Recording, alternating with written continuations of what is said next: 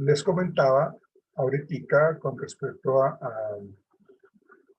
que esta parte del conflicto pues es muy normal en nosotros, los seres humanos, eh, por aquello de los intereses, por aquello de las relaciones interpersonales. Entonces hay que tener muy claro, como lo mencionábamos ahorita, de cómo manejar el conflicto. Hay que tener muy claro qué es lo que lo está provocando. Perdón. Esos conflictos de relación y de comunicación hace referencia precisamente a las fuertes emociones negativas, a las percepciones falsas o a los estereotipos. Y esta parte es muy común en nosotros, los seres humanos, porque nos hacemos ideas de, de alguien, ¿no? O sea, tenemos falsas ideas y estamos rotulando a la gente y eso nos lleva a entrar en conflicto. Aparte de eso, pues está la escasa comunicación entre las partes involucradas. Y esa falta de comunicación conduce a, a, a otros niveles. Digamos que el conflicto se va incrementando de una manera muy fuerte y progresiva, entonces pues, lógicamente eso termina generando ese conflicto, siendo mucho más destructivo, ¿no? Mucho más destructivo. Otro tipo de conflicto o causa o que provoca un conflicto, estamos hablando de los conflictos de información, ¿sí? El anterior era un conflicto de relación, un conflicto de comunicación, y ahora estamos mencionando el conflicto de información. Y este se debe a la falta de información necesaria para tomar decisiones, por lo que se interpreta de manera diferente la situación o no se le asume el mismo grado de importancia. Y esto se ve mucho cuando algunas de las partes tienen mayor información o mayor conocimiento de alguna situación, de alguna información. Entonces, al no tenerse clara o completa la información, pues eso genera dudas, eso genera incertidumbre, eso genera pérdida de la confianza. Entonces, en ese sentido, nosotros entramos en conflicto. Los conflictos de intereses se deben a la competición entre necesidades no compatibles o percibidas. Puede ser también de tipo psicológico y comportan eh, percepciones de desconfianza, juego sucio e intolerancia, ¿no? Entonces yo estoy detrás de un puesto, entonces eso es una competencia, entonces yo miro de qué manera yo le hago zancadilla a la otra persona y nos comportamos de una manera muy, muy sucia, generando pues lógicamente desconfianza en las otras partes y generando también falta de tolerancia, ¿no? Entonces realmente ahí está también el conflicto de intereses. Los conflictos de valores se deben a los diferentes criterios de evaluación de ideas, creencias y comportamientos. Algunas personas tienen un respeto absoluto por la vida y no están de acuerdo, por ejemplo, con el aborto. Algunas otras personas no pensarán de esa manera. Entonces, cuando dos personas entran en ese conflicto, es porque estalla esas creencias, estallan por los valores que tenemos nosotros en nuestra crianza y lo vemos como negativo. En cambio, la otra persona no lo ve de esa manera. Entonces, el conflicto de valores con respecto al respeto por la vida, al respeto en cuanto a la fidelidad, por decir algo. Entonces, mientras unos sí le damos una importancia al 100%, otros no.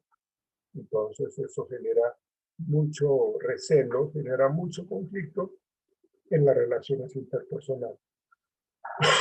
Y por último, entendiendo estas causas de los conflictos, está el conflicto de roles, ¿no? Cuando nosotros eh, le pisamos el terreno a otra persona y asumimos un rol cuando yo tengo en mi cargo ciertos límites, cierta delimitación más bien, en donde yo tengo que respetar eso. Pero como no lo hago, entonces cuando se habla de roles, estamos hablando de que asumimos un poder que no nos corresponde, asumimos una autoridad que no nos corresponde, o de un acceso a los recursos que tampoco nos corresponden. Entonces, son las personas que realmente se están eh, intrometiendo de una manera abusiva, agresiva, destructiva, y genera, pues lógicamente, pues esa desigualdad, porque no hay unos roles claros. Por eso cuando nosotros hablamos, que lo que vamos a ver nosotros eh, en la clase de mañana, precisamente lo que vamos a ver nosotros es cómo nosotros tenemos que hacer un análisis de cargo para que sepamos nosotros dónde es mi trabajo, qué es lo que yo debo hacer, hasta dónde es mi responsabilidad y a partir de qué momento no es responsabilidad mía. Entonces aquí vemos nosotros cómo el conflicto de roles genera pues esa desigualdad de poder y de autoridad eh, y terminan pues generando los conflictos. Porque no me gusta que se esté involucrando en mis acciones, en mis decisiones, en mi espacio de trabajo, no está bien, o sea, genera mucho problema. Entonces, pues, eso, eso genera ese conflicto organizacional.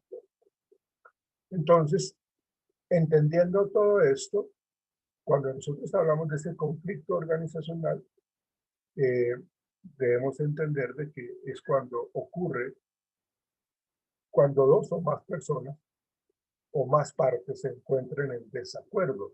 Acuérdense que el conflicto se presenta porque hay un total desacuerdo, porque vemos que hay desigualdad, porque vemos que hay muchas cosas negativas allí que son injustas con respecto a la distribución de recursos materiales, recursos económicos, simbólicos, y actúan movidos por la incompatibilidad de metas o divergencias en los intereses. Recordemos, muchachos, que en el conflicto debemos tener en cuenta los aspectos comportamentales, como la percepción. La percepción hago referencia a cómo la gente ve las cosas, cómo cada uno de nosotros interpretamos. Si tenemos una situación y 10 observadores, cada uno de esos 10 observadores va a ver diferente esa misma situación, de acuerdo a su experiencia, de acuerdo a sus valores, de acuerdo a la sociedad en donde creció, a su cultura, a su familia. Pero, pues, estamos diciendo de que la percepción influye de una manera negativa en ocasiones, no siempre, influye para que se generen los conflictos. Entonces, eso estaríamos hablando de ese conflicto organizacional, ¿sí? Entonces, sabemos nosotros que el conflicto es natural, que es inherente al ser humano, que no lo debemos a veces tener miedo, sino que si se presenta, pues hay que, como ustedes decían, como decíamos ahorita, de que tenemos que aclarar qué es lo que está pasando, porque tarde o temprano se va a hacer presente en nuestra vida, ¿sí?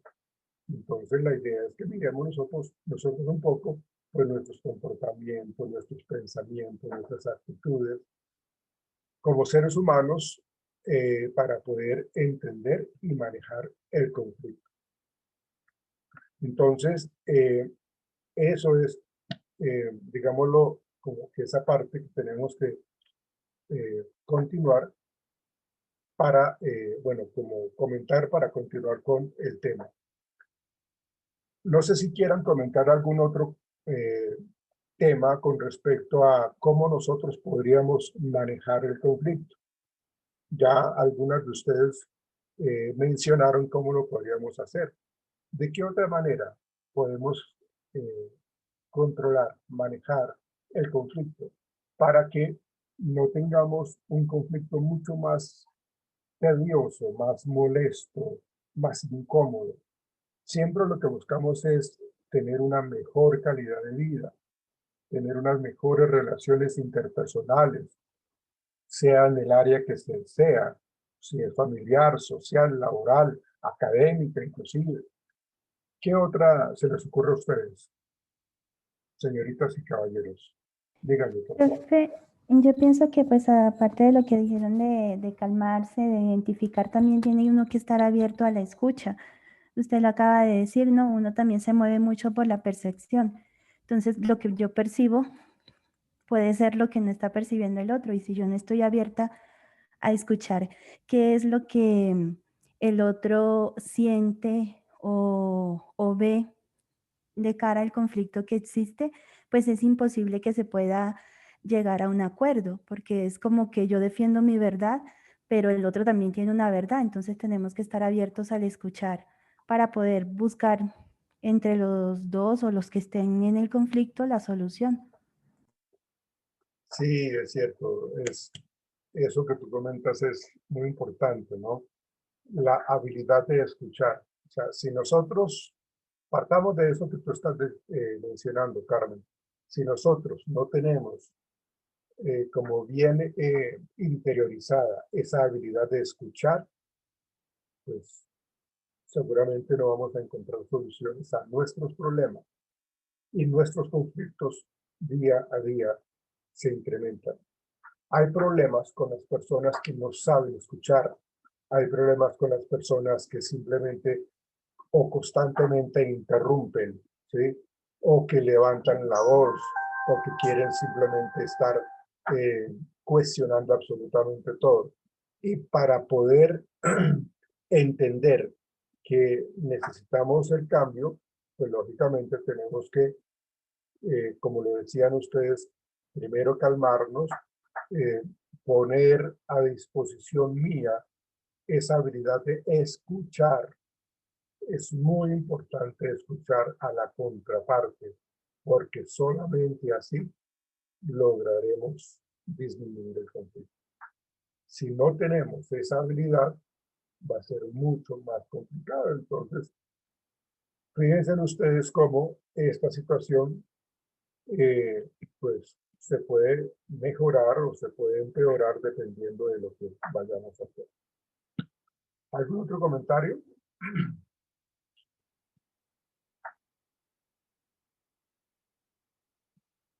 ¿No hay ningún otro comentario?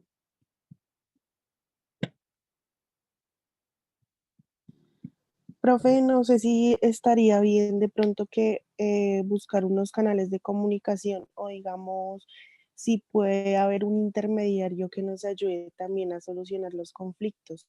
Sí, claro. De hecho, es necesario, y lo comentábamos en la clase ayer, que precisamente debe haber un mediador o una persona neutral en la solución del conflicto. Muchas veces si la gente no sabe escuchar, no sabe esperar su turno, no quiere entender que la otra persona también tiene derecho a opinar, entonces se van a incrementar los conflictos, se van a calentar más, se van a exacerbar más los conflictos. Entonces, no quieren entender. Y esto se viene presentando desde mucho tiempo atrás. Entonces, cuando eso se ve de esa manera, pues lógicamente eh, tenemos que acudir a otra persona, a un tercero. Y lo más sano, lo más adecuado es de que esa persona que llegue a mediar, que sea como un arbitraje inclusive, ese mediador debe ser neutral. Es decir, no debe estar involucrado ni con una parte A ni con la parte B. Debe ser una persona que sea totalmente neutral. Entonces, por lo general, contratan a una persona eh, de fuera de la organización para que pueda manejar ese conflicto. ¿Sí? Para que, pues, lógicamente hay que ponerlo en contexto, tiene que conocer cuál es el conflicto, quiénes son las personas involucradas en el conflicto, hace cuánto se presenta el conflicto, por qué se presenta el conflicto y tener muy claro el conflicto como tal. Y una vez esa persona conoce eso, pues ahí sí, entonces ya desde su conocimiento, desde su experiencia, porque tiene que ser una persona que pueda manejar las cosas adecuadamente. De hecho, si estamos hablando de un conflicto organizacional, cuando hay intereses creados, entonces si se contrata a una persona externa, esa persona externa tiene que reunirse con la junta directiva o con la gerencia para mirar hasta dónde él puede eh, tomar decisiones, hasta dónde le permiten a él de pronto eh, decidir con respecto a cuáles son los beneficios, cuáles son los privilegios que se pueden acceder cuando se soluciona el conflicto. ¿Sí? De esa manera, pues la persona puede, o ese mediador puede entrar abierta y tranquilamente a encontrar solución al conflicto. Pero si no puede tomar decisiones, si la gerencia lo limita, lo coarta, pues entonces no puede hacer absolutamente nada. ¿Sí? Porque, bueno, ya sé cuál es el conflicto, ya sé qué lo genera, ya sé quién lo genera, pero ya ahora yo qué hago. Si no me permiten a mí como mediador, cómo manejar las cosas. Entonces, en ese sentido, hay que entender de que las cosas eh, que, que conozca el mediador es precisamente para que pueda como guiar, como llevar de la mano a las partes involucradas en el conflicto, pero para eso tiene que tener en cierta manera autoridad. ¿Sí? Entonces, la manera como ustedes habían dicho, modos de resolver un conflicto, pues hay que tener siempre como una mente abierta, hay que pensar de que las cosas no son como tan complicadas, y eso de cierta manera es como ese optimismo o esa actitud positiva que debe tener cada una de las partes. Analizar el conflicto desde fuera y ordenar las ideas con claridad, que era lo que tú estabas planteando, creo que eras tú, Melissa. Ah, no, Yasmín, creo que eras tú. ¿Sí? Como ordenar un poco las ideas con claridad y a partir de allí empezar a trabajar. Somos tolerantes cuando estamos hablando del manejo del conflicto, o si ya veo que me están atacando, entonces yo respondo con el golpe en la mejilla, con la piedra en la mano. ¿Qué tipo de tolerancia o qué nivel de tolerancia y empatía yo estoy manejando?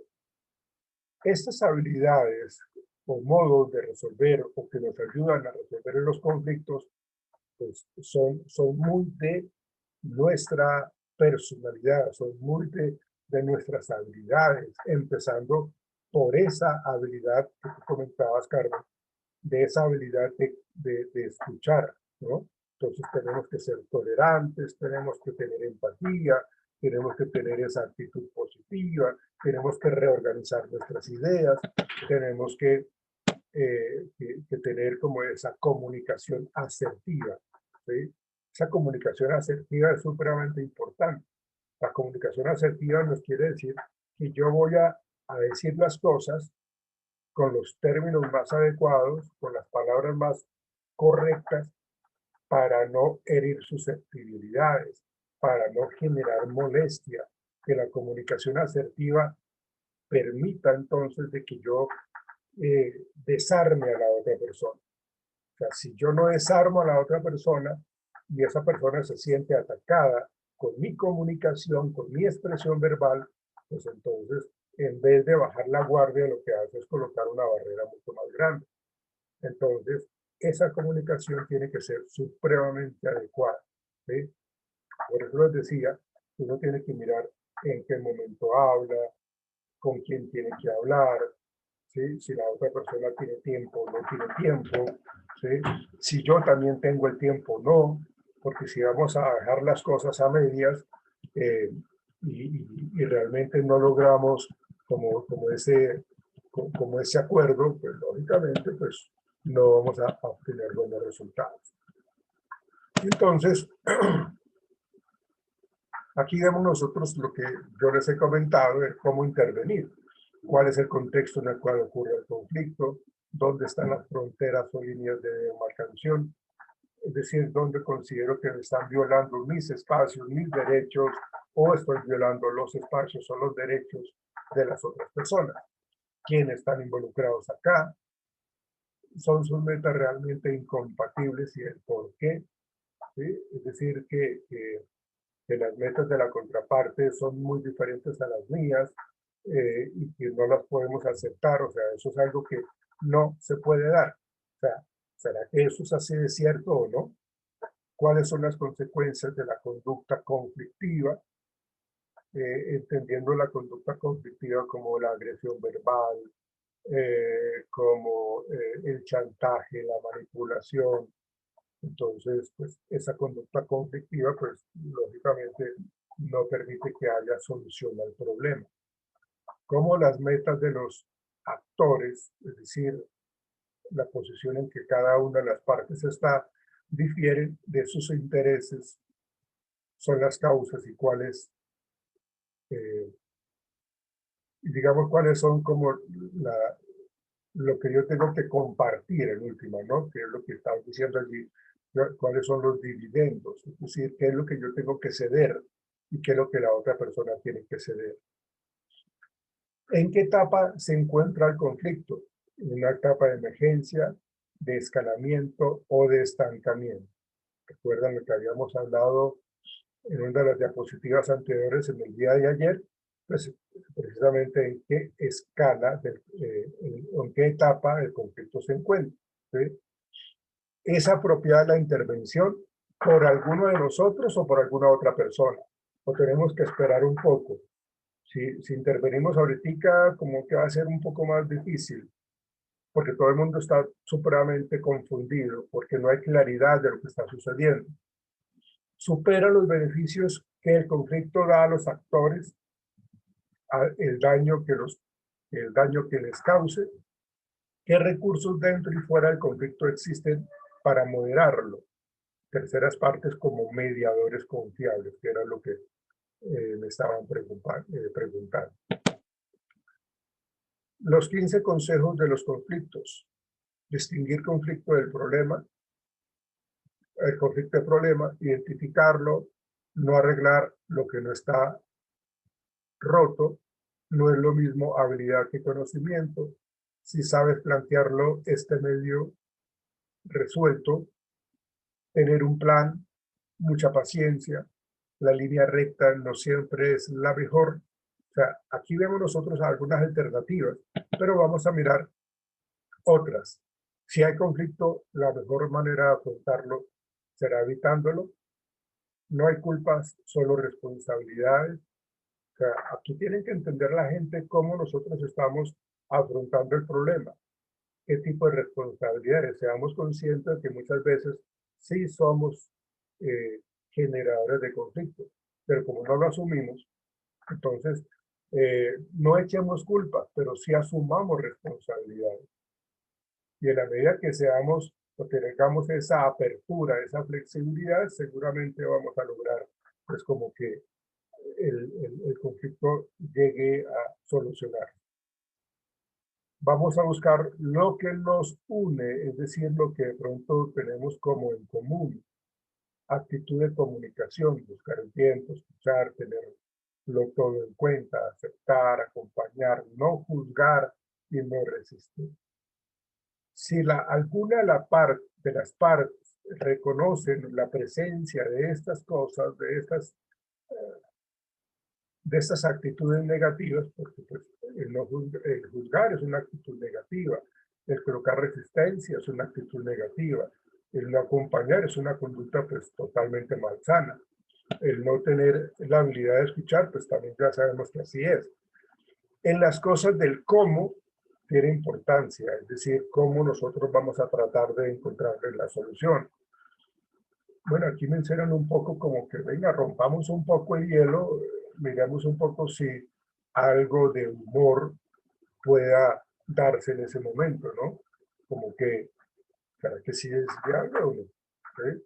Que no seamos como tan radicales, como acartonados, como cuadriculados, sino que pues miremos a ver si es viable o no. Entonces eso nos permite a nosotros tener como un camino adecuado para lo del conflicto. Aquí está lo que mencionábamos anteriormente, el mediador, persona que se encuentra en medio de dos posturas y favorece que se desarrollen puntos de acuerdo entre ellas. ¿Sí? Pero como les decía, ¿no? O sea, esta persona debe tener como argumentos y debe tener como una posición de tener la posibilidad de solucionar. Si no le damos esa libertad, si el gerente o la parte gerencial no le da esa oportunidad de manejar esas cosas, pues lógicamente las partes que están involucradas en el conflicto se van a dar cuenta que esto no va por buen camino. Escucha el problema planteado de manera general y las visiones particulares de cada parte. Se encuentra sometido a la presencia de diferentes presiones. ¿Sí?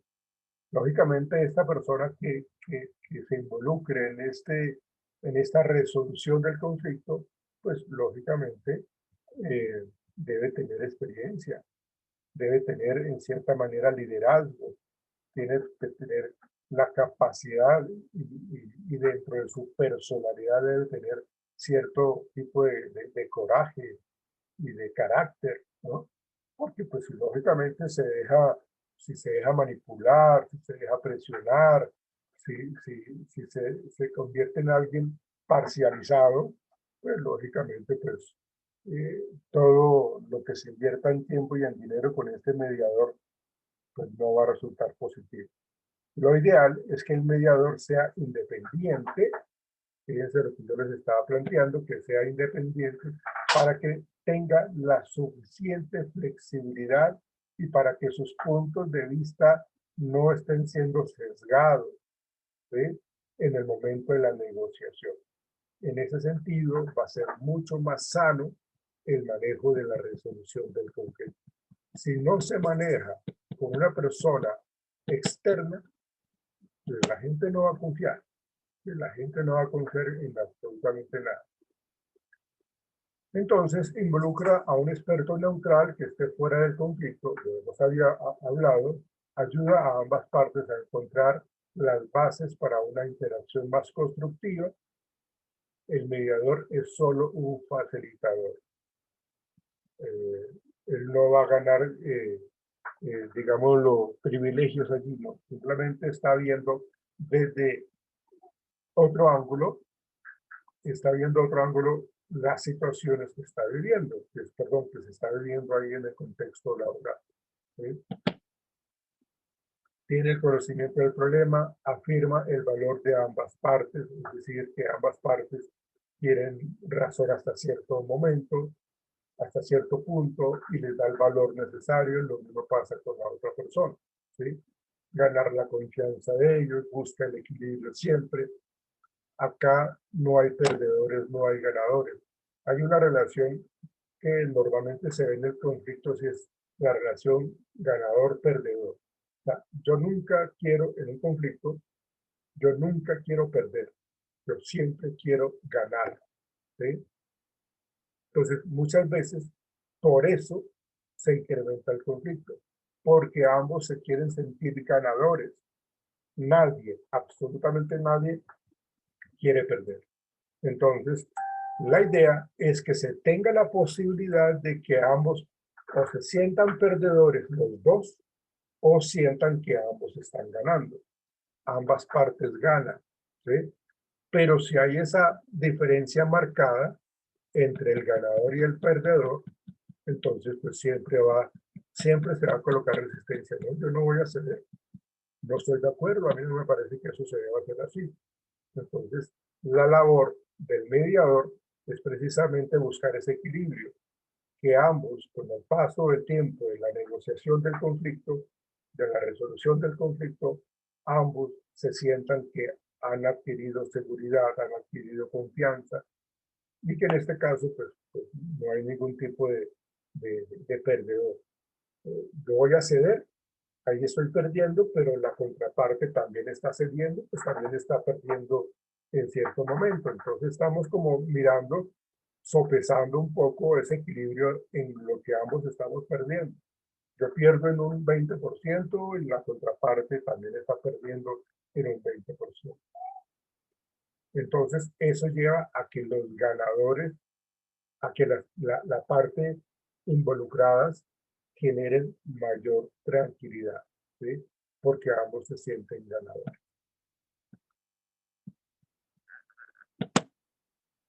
Asumen responsabilidades, admiten errores, formular restitución, es decir, si yo cometí alguna falta que causó alguna molestia en la contraparte, pues entonces yo asumo esa responsabilidad y como que restituyo lo que había perdido la otra persona.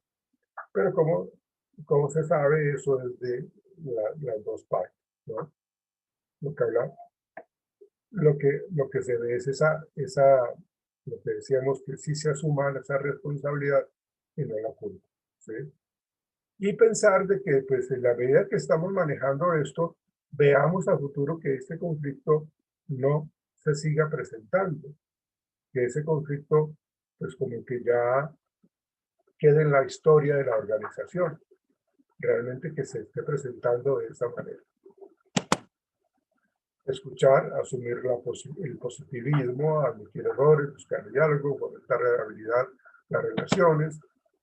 Dice que la razón obra con lentitud y con tantas miras sobre tantos principios que a cada momento se adormece nuestra vida. La pasión obra en un instante. Acuérdese que cuando hablamos de la pasión es como una respuesta emocional. A veces cuando estamos ofuscados nos dejamos llevar por esa emocionalidad que tiene que ver con esa pasión. O sea, la pasión a veces nos hace cometer errores inmediatamente, ¿sí? En cambio, la razón se toma su tiempo, se toma pues lo que de pronto está manejándose, como se está haciendo. La razón tiene unos caminos un poco más largos, en cambio la pasión es mucho más inmediata.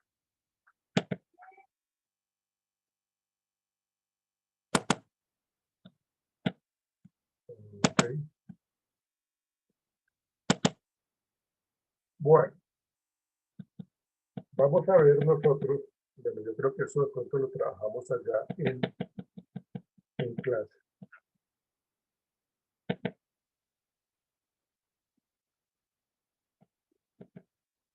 Permítanme.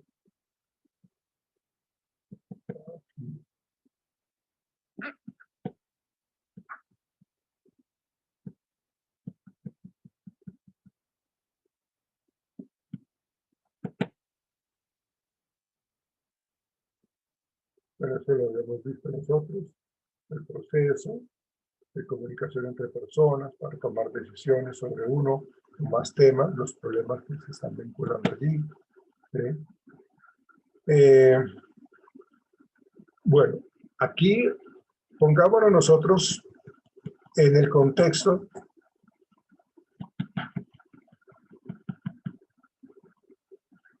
entramos en este tema de la negociación. El negociador debe tener una gran cantidad de habilidades, ¿no? Tiene que tener cualidades y efectos como cualquier otra persona, ¿no? Pero lógicamente tiene que ver la posibilidad de que en la medida que sea negociador, pues tiene que tener más cualidades que efectos. Iniciar el proceso con actitud positiva, ser paciente, permanecer comunicativo, ¿no?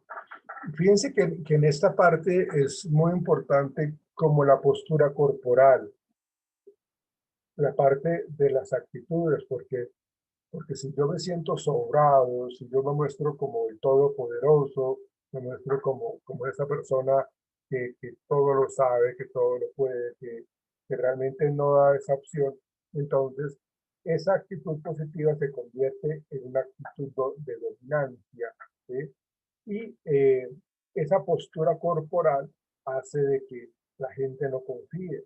Tiene que mostrarse de una manera muy empática, tiene que mostrarse de una manera con una actitud pues como de tranquilidad. ¿no? Una tranquilidad pues como normal, no que se sienta como que aquí no está pasando nada, no, es realmente tener como ese concepto del negociador.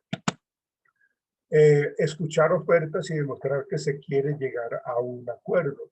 Entonces, como estamos hablando de que las contrapartes están allí como al frente de la persona que negocia, entonces ellos dan sus puntos de vista, ellos miran a ver qué es lo que están ofreciendo ellos y qué es lo que están ofreciendo la contraparte, que está cediendo una parte, que está cediendo la otra parte. Entonces, lógicamente se necesita que tengan esa muy buena habilidad de escuchar, ¿sí? No ser violento ni prepotente, que era lo que yo les estaba comentando. Una negociación eficaz. ¿Qué es lo que tenemos que evitar? Uso de factores irritantes, contrapuestas inmediatas, o sea, como que seamos apanados, una espiral de defensa-ataque, que si yo percibo que me están atacando, pues entonces yo ataco más fuerte, diluir los argumentos con razones de poco peso, o sea, como que yo estoy titubeando, como yo estoy dando evasivas.